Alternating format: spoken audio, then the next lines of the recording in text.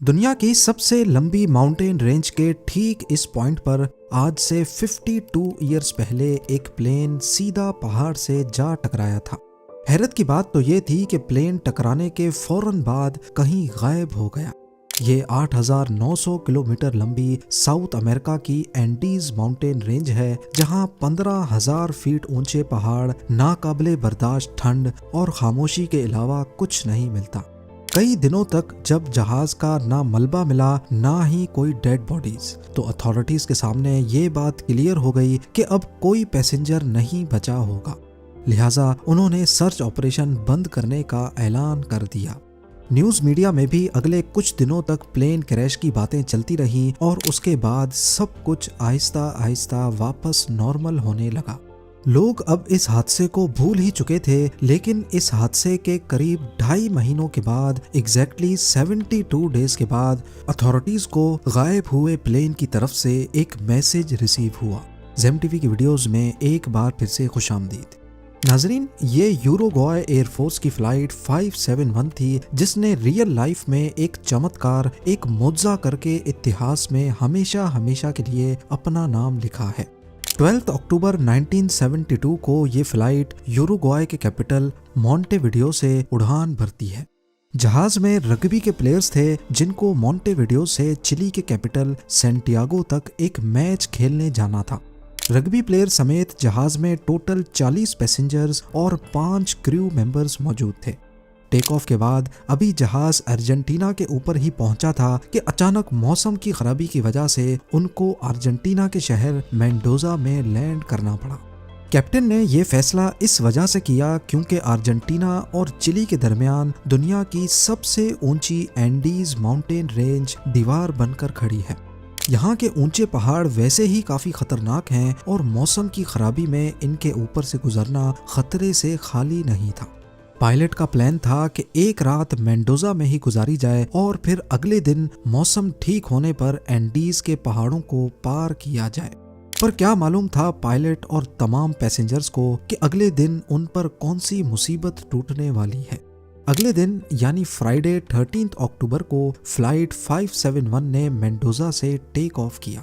Map पे देखा जाए तो मेंडोजा और उनकी मंजिल सैंटियागो के बीच सिर्फ 180 किलोमीटर का फासला है, लेकिन इन 180 किलोमीटर्स में सिर्फ एंडीज की 15,000 फीट ऊंची पीक्स हैं। लिहाजा फ्लाइट का प्लान रूट कुछ इस तरह का था कि पहले जहाज मेंडोजा के साउथ में जाएगा, अपनी हाइट गेन करेगा और फिर प्लेंचोन पास के बराबर पहुंचकर एंडीज की तरफ टर्न करके इन खतरनाक पहाड़ों को क्रॉस करेगा और फिर चिली के शहर कुरिको से दोबारा टर्न करके सीधा सैंटियागो पे जाकर लैंड करेगा। फ्लाइट 571 के पायलट ने इसी रूट पर 50 के करीब फ्लाइट्स कंप्लीट कर रखी थी, लिहाजा उनको अपने आप पर काफी भरोसा था। मेंडोजा से टेक ऑफ करते ही प्लान के मुताबिक जहाज साउथ की तरफ रवाना हुआ। जहाज की हाइट गेन करने के दौरान पायलट ने नोटिस किया कि बादलों की एक मोटी लेयर ने नीचे का सारा मंजर छुपा दिया है। अब इस कंडीशन में पायलट ने कंट्रोल टावर से राब्ता जोड़ लिया, जो रडार पे देखकर रेडियो के जरिए पायलट को उसकी लोकेशन बताते रहेंगे। कंट्रोल टावर के अलावा एक और तरीके से भी पायलट अपनी लोकेशन का अंदाजा लगा सकते हैं। इसमें एयरक्राफ्ट की आखिरी नोन लोकेशन को मद्देनजर रखते हुए एयरक्राफ्ट की स्पीड के जरिए कैलकुलेशन करके अपनी करंट लोकेशन का अंदाजा लगाया जाता है। इस तरीके को एविएशन की जबान में डेड रेकनिंग कहा जाता है। जैसे ही फ्लाइट 571 प्लेंचोन पास के पैरेलल पहुंच गई तो उन्होंने राइट टर्न ले लिया। अब ये 18,000 फीट की ऊंचाई पर एंडीज के पहाड़ों के ऊपर से गुजर रहे थे। ऊपर नीला आसमान और नीचे सफेद बादल। पायलट पूरी तरह से Santiago air traffic control tower पे डिपेंडेंट था। जैसे ही वो प्लेंचोन पास के करीब पहुंचे तो फ्लाइट 571 कंट्रोल टावर के रडार से गायब हो गई। ये एक नॉर्मल बात थी क्योंकि पहाड़ों की वजह से रडार के सिग्नल्स बहुत कमजोर थे। इस मौके पर को पायलट ने डेड रेकनिंग के जरिए अपनी लोकेशन कैलकुलेट की और 3:21 पे सैंटियागो कंट्रोल टावर को रेडियो किया कि हम 1 मिनट के बाद चिली के शहर कुरिको के ऊपर पहुंच जाएंगे और उनसे अपनी ऊंचाई कम करने की परमिशन मांगी। अब नॉर्मली प्लेंचॉन पास से कुरिको तक पहुंचने में जहाज को 11 मिनट लगते हैं, लेकिन उन्होंने ये फासला सिर्फ 3 ही मिनटों में कवर कर लिया था। ये चीज कंट्रोल टावर में बैठे स्टाफ को कुछ समझ नहीं आई, लेकिन क्योंकि उनके पास भी फ्लाइट 571 रेडार पे शो नहीं हो रही थी, इसी वजह से उन्होंने एयरक्राफ्ट को डिसेंड करने की परमिशन दे दी। पर उनको इस बात का बिल्कुल भी अंदाजा नहीं था कि असल में को पायलट ने जहाज की जो लोकेशन कैलकुलेट की थी वो गलत थी। पायलट समझ रहा था कि वो कुरिको के ऊपर है, लेकिन असल में वो उस वक्त प्लेंचॉन पास क्रॉस कर रहे थे। एक बहुत बड़ी तबाही फ्लाइट 571 का इंतजार कर रही थी। कंट्रोल टावर से परमिशन मिलते ही पायलट ने राइट टर्न किया और जहाज की हाइट भी कम करना शुरू कर दी। शुरू में उनको खतरनाक टर्बुलेंस का सामना करना पड़ा, लेकिन जब उन्होंने सफेद बादलों की लेयर को क्रॉस किया तो क्या देखते हैं कि उनके सामने एक बहुत बड़ा पहाड़ खड़ा है। जी हाँ, इस पॉइंट पे पायलट को अंदाजा हुआ कि असल में वो अभी तक एंडीज में ही मौजूद है। पायलट ने दोबारा एल्टीट्यूड गेन करने के लिए पूरी जान लगा ली। प्लेन की नोज अब आसमान की तरफ हो चुकी थी, लेकिन अफसोस कि शायद ये चीज थोड़ा पहले कर ली जाती। फ्लाइट 571 की टेल पहाड़ की चोटी से टकराई और जहाज से अलग हो गई। इस वक्त ये पहाड़ पूरी तरह बर्फ से ढका हुआ था। बिना टेल और विंग्स के फ्लाइट 571 का फ्यूजलाज बर्फ में स्लाइड करता सीधा नीचे की तरफ आया और इस पॉइंट पर आकर रुक गया। क्रैश की वजह से 12 पैसेंजर्स मौके पर ही दुनिया से जा चुके थे, खास तौर पर वो लोग जो जहाज के पिछले हिस्से में मौजूद थे।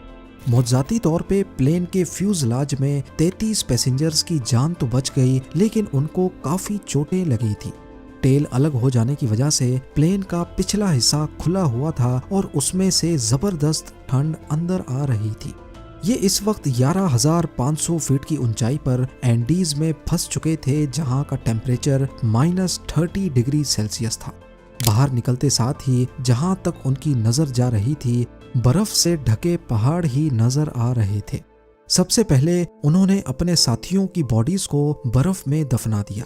उधर प्लेन क्रैश की खबर ने चिलियन अथॉरिटीज को अलर्ट कर दिया था, पर उनको ये मालूम नहीं था कि वो असल में अर्जेंटीना में ही क्रैश हुए थे। बिना टाइम जाया किए उन्होंने सर्च ऑपरेशन स्टार्ट किया, जिसमें 4 एयरप्लेन्स ने हिस्सा लिया था। सुबह से लेकर शाम तक सस्पेक्टेड एरिया को सर्च करने के दौरान उनको ना ही कोई प्लेन नजर आया और ना ही कोई मलबा। ये एक बहुत ही मुश्किल सर्च ऑपरेशन था, क्योंकि नीचे सारे पहाड़ बर्फ की वजह से लाइट को रिफ्लेक्ट कर रहे थे। इस सर्च ऑपरेशन में यूरुग्वाय और अर्जेंटीना ने भी हिस्सा लिया और अब टोटल 11 एयरक्राफ्ट्स पूरा दिन फ्लाइट 571 को ढूंढने में गुजार देते। इधर क्रैश साइट पे बचे हुए पैसेंजर्स के ऊपर से कई बार रेस्क्यू प्लेन गुजर कर गए, लेकिन उनके लाख इशारे देने के बावजूद भी रेस्क्यू प्लेन्स की नजर उन पर ना पड़ सकी। बाद में उन्हें एक लगेज में से लिपस्टिक मिली, जिससे उन्होंने प्लेन के फ्यूजलाज के ऊपर बड़ा बड़ा SOS लिख दिया। लगेज बैग से बर्फ पर क्रॉस भी बनाया, लेकिन रेस्क्यू प्लेन्स की नजर फिर भी उन पर नहीं पड़ सकी। टोटल 8 दिनों तक सर्च ऑपरेशन चलाने के बाद 21 अक्टूबर 1972 को तमाम पैसेंजर्स को डेड डिक्लेयर करके सर्च ऑपरेशन खत्म कर दिया गया। 11वें दिन क्रैश साइट पे मौजूद पैसेंजर्स को कॉकपिट में ही एक रेडियो मिला, जिसको ट्यून करके उन्होंने खबर सुनी कि उनको ढूंढने के लिए चलाया जाने वाला सर्च ऑपरेशन अब बंद कर दिया गया है। जहां वो लोग पहले ही इतनी मुसीबत में थे, वहीं ये खबर उनको मजीद अफसोस में डाल गई। अपने बचने की जो आखिरी उम्मीद नजर आ रही थी, वो भी खत्म हो चुकी थी। पहले हफ्ते में ही 5 और पैसेंजर्स जख्मों की वजह से जान से हाथ धो बैठे। अब क्रैश साइट पे सिर्फ 28 पैसेंजर्स बचे थे। उन्होंने जहाज के मलबे और लगेज को इकट्ठा करके प्लेन के फ्यूजलाज को बंद किया ताकि ठंड से बचा जा सके। उन्होंने कॉकपिट के प्लास्टिक वाइजर को काटकर अपने लिए ग्लासेस भी बनाए, जो कि बर्फ से रिफ्लेक्ट होने वाली लाइट से कुछ हद तक बचा रहे थे। सीट कवर्स को गरमाइश के लिए इस्तेमाल किया और सीट के कुशन से स्नो शूज बना दिए। इस वक्त तक उनके पास खाने के लिए 8 चॉकलेट बार्स, 3 जैम के जार्स, कुछ ड्राई फ्रूट्स और गिनी चुनी पानी की बोतलें थी।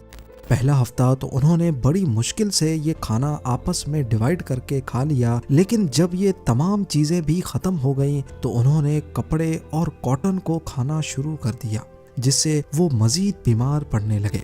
एंडीज के इस हिस्से में उनको एनर्जी के लिए कोई चीज दिखाई नहीं दे रही थी और ऊपर से वो जिस रिज पर क्रैश हुए थे ना वहां से उतरना पॉसिबल था और ना ही ऊपर की तरफ हाइक करना। इस दौरान पैसेंजर्स की हालत ये थी कि इनका बॉडी वेट 40% तक कम हो चुका था। आखिर जब उनको कुछ समझ नहीं आया तो उन्होंने अपने मरे हुए साथियों के बॉडी पार्ट्स खाना शुरू कर दिए। जाहिर है ये फैसला बहुत ही मुश्किल था, लेकिन भूख प्यास और कमजोरी ने उनको ये कदम उठाने पर मजबूर कर दिया था। क्रैश के 17 दिनों के बाद 29 अक्टूबर को अचानक रात के वक्त एवलांच आया और उसने फ्यूजलाज पर बुरी तरह हमला किया। बर्फानी तोदे की स्पीड इतनी तेज थी कि पूरा फ्यूजलाज अंदर तक बर्फ से भर गया। इस हादसे में 9 सर्वाइवर्स मारे गए। बचे हुए 19 लोगों के हाथ जो कुछ लगा उन्होंने उससे बर्फ को हटाया और ऑक्सीजन के लिए जगह बनाई। दिन गुजरते जा रहे थे, सर्वाइवर्स की हालत बद से बदतर होती जा रही थी। एक एक करके सारे मौत की नजर हो रहे थे और बचे हुए अपनी मौत का इंतजार कर रहे थे। 12 दिसंबर यानी क्रैश के 60 दिनों के बाद तक 3 और सर्वाइवर्स जिंदगी की बाजी हार गए। अब पीछे बचे 16 लोगों के पास सिर्फ 2 ऑप्शंस थे, या तो वो अपने बचे हुए दिन गिनना शुरू कर दें या फिर हिम्मत करके वेस्ट में मौजूद इस वर्टिकल क्लिफ को कैसे भी करके हाइक कर ले। 12 दिसंबर 1972 को 3 रग्बी प्लेयर्स पराडो, कनीसा और विजेंटीन ने वेस्टर्न पीक को हाइक करने का इरादा किया, इस उम्मीद में कि पहाड़ की दूसरी साइड ग्रीन वैली होगी जहां से शायद कोई मदद मिल सके। ये एक बहुत ही तकलीफ देने वाली हाइक थी, क्योंकि ना ही उनके पास प्रोफेशनल गियर्स थे और सबसे बढ़कर टेम्परेचर -30 डिग्री सेल्सियस था। उन्होंने हाथ से बनाए हुए स्लीपिंग बैग्स और जहाज की सीटों से बनाए हुए गर्म कपड़े लपेटे और हाइक पे निकल गए। पूरे 3 दिन तक लगातार हाइक करने के बाद जब वो आखिरकार पहाड़ की चोटी पर पहुंचे तो क्या देखते हैं कि पहाड़ की दूसरी साइड पर भी ऐसे ही बर्फ से ढके पहाड़ हैं। यहाँ भी ना हरियाली थी और ना ही जिंदगी के आसार। खाने की शॉर्टेज की वजह से एक जना वापस क्रैश साइट पे चला गया। पराडो और कनीसा मदद की तलाश में पहाड़ की दूसरी साइड पर डाउन हिल चल पड़े। अगले 10 दिनों तक ट्रैकिंग करने के बाद और 61 किलोमीटर्स का सफर बुरी हालत में गुजारने के बाद आखिरकार वो एक वैली में पहुंचे जहां पर हरियाली थी, जानवर भी थे और नदी भी बह रही थी। सबसे पहले उन्होंने नदी से पानी पिया, तभी उनको नदी के उस पार घोड़े पर एक शख्स दिखाई दिया। नदी के शोर की वजह से वो अपना पैगाम उस शख्स तक नहीं पहुंचा पा रहे थे। घोड़े पर बैठे उस लोकल को आइडिया आया और उसने एक कागज और पेन को पत्थर में लपेटकर नदी के उस पार फेंक दिया। पराडो और कनीसा ने उस कागज पर सारा माजरा लिखा और वापस फेंक दिया। वो शख्स घोड़ा भगाता हुआ ये लेटर चिलियन अथॉरिटीज तक लेके गया। पहले तो उनको यकीन नहीं आया कि 2.5 महीने गुजर जाने के बाद भी प्लेन क्रैश के सर्वाइवर्स अभी तक जिंदा कैसे हो सकते हैं, लेकिन अथॉरिटीज ने फौरन पहले पराडो और कनीसा को रेस्क्यू किया और उनकी मरहम पट्टी करने के बाद उनसे तफसील में इंटरव्यू लिया। 22 दिसंबर 1972 को यानी क्रैश के 72 डेज के बाद 3 हेलीकॉप्टर्स पराडो और कनीसा की निशानदेही पर क्रैश साइट तक पहुंचे। पहाड़ की ये चोटी देखकर पायलट भी हैरान रह गया कि इन 2 रग्बी प्लेयर्स ने बिना किसी गियर और एक्सपीरियंस के ये पहाड़ कैसे सर किया होगा।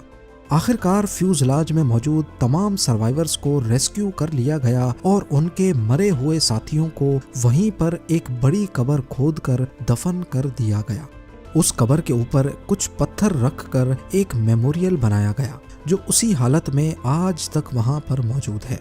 ये मेमोरियल आज भी हमें याद दिलाता है कि अगर इंसान हिम्मत नहीं हारे तो बड़ी से बड़ी मुसीबत को हरा सकता है। उम्मीद है ज़ेम टीवी की ये वीडियो भी आप लोग भरपूर लाइक और शेयर करेंगे। आप लोगों के प्यार भरे कमेंट्स का बेहद शुक्रिया। मिलते हैं अगली शानदार वीडियो में।